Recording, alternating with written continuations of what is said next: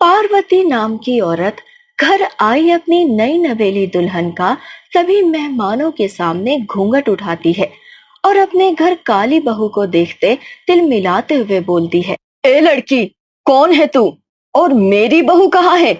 मैंने अपनी बहू को अपनी इन आंखों से देखा है।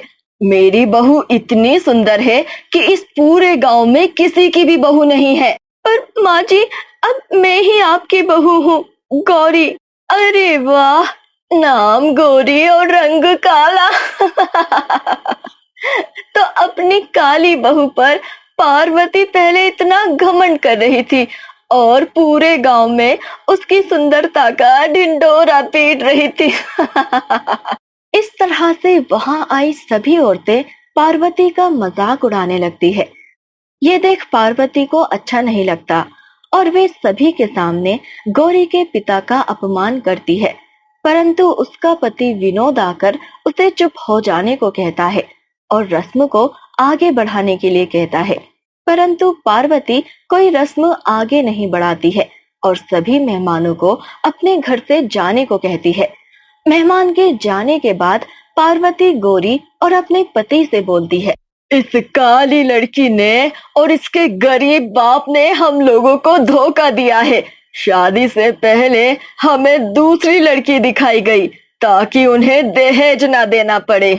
हमने इसकी सुंदर बहन को देखकर शादी के लिए हाँ किया, बिना 1 रुपए दहेज लिए, परंतु इसके बाप ने चालाकी की। मैं उस दयाराम को छोड़ने वाली नहीं हूँ। मैं उसे अभी फोन करूंगी और उससे कहूंगी कि अपनी काली बेटी को यहाँ से ले जाए। पार्वती, शांत हो जाओ। शायद हमारी किस्मत में यही लिखा था। देखो, घर आई लक्ष्मी को इस तरह से उल्टे पैर वापस नहीं भेजते। और मैं इस घर का मुखिया हूँ। इस घर में मेरी चलती है, इसलिए मैं इसे अपने घर की बहू मानता हूँ और मेरे होते हुए इसे कोई भी इस घर से नहीं निकाल सकता। बेटी, तुम फिक्र मत करो, अब तुम इस घर की बहू हो। इस तरह से विनोद गौरी को अपने घर की बहू मान लेता है, जिसके बाद पार्वती और उसका बेटा रमन कुछ नहीं कर पाता। पार्वती गुस्से से अपने कमरे में चली जाती है और रमन भी अपने कमरे में चला जाता है। कुछ समय बाद जब गौरी रमन के पास जाती है तो वे उसका चेहरा तक नहीं देखता।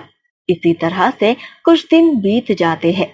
गौरी पूरी मेहनत करती है कि उसकी सास और उसका पति उसे अपना ले, परंतु ना तो उसका पति उसे अपनाता है और ना ही उसकी सास।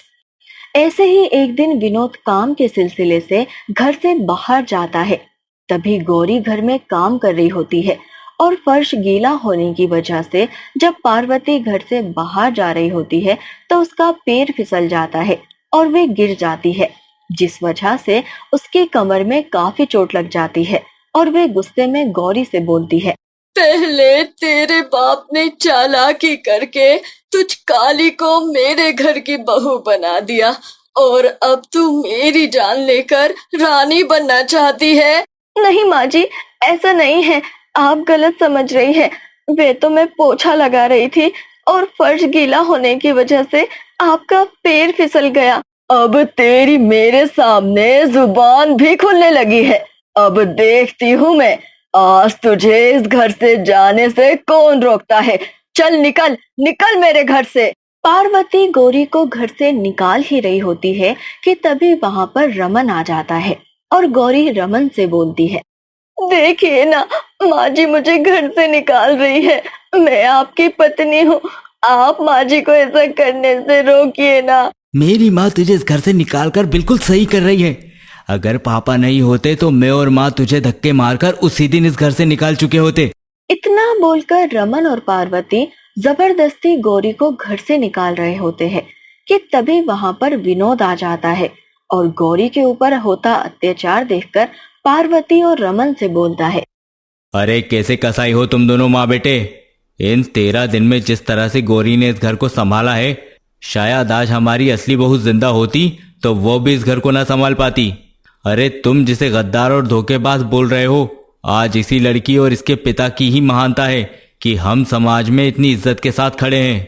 आप बोलना क्या चाहते हैं? पार्वती, जिस दिन हमारे बेटे और रमन की शादी थी, हम बारात लेकर गए थे। उसी दिन बहू के घर में एक शॉर्ट सर्किट हुआ था, जिसमें हमारी होने वाली बहू चल बसी थी, परंतु बारात दरवाजे तक आ चुकी थी। वो हमें बिना बहू के वापस नहीं भेज सकते थे। अगर वो लोग ऐसा करते तो हमारी कोई इज्जत नहीं रहती। लोग हम पर थू थू करते कि हम बहू लेने गए और खाली हाथ बारात लेकर आ गए।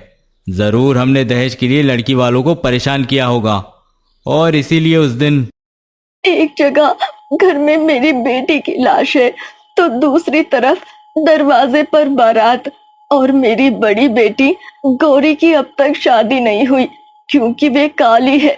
लोग पहले ही हमें शक की नजरों से देख रहे हैं, और अगर ऐसे में बारात वापस गई तो हमारे साथ साथ लड़के वालों की भी बदनामी होगी। माँ, बारात यहाँ से खाली नहीं जाएगी, उनके साथ उनकी बहू जाएगी। मुझे अपने भगवान पर पूरा विश्वास है, वो मेरे साथ अब और बुरा नहीं होने देंगे। गौरी और उसकी माँ आपस में ये सब कुछ बात कर ही रही होती है कि तभी वहां विनोद आकर सारी बात सुन लेता है, जिसके बाद वे गौरी को अपनी बहू के रूप में स्वीकार कर लेता है। और विनोद के कहने पर गौरी के माता पिता गौरी की शादी घूंघट की आड़ में रमन से करवा देते हैं।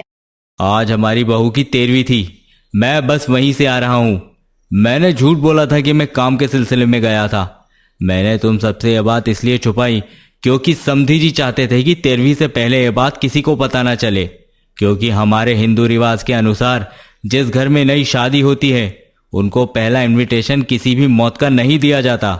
जब पूरी सच्चाई पार्वती और रमन को पता चलती है तो उनकी नजरें शर्म से नीचे झुक जाती है, और वो दोनों भी गौरी को दिल से अपना लेते हैं।